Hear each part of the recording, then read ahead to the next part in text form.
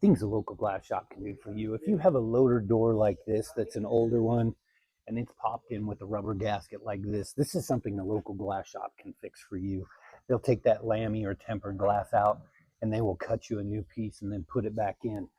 These are getting older and harder to find like this, but it is something we do quite a bit of and a lot of other local glass shops do. So if you have a tractor door, loader door, or something that is broken, needs repaired, you don't always have to go to a dealership.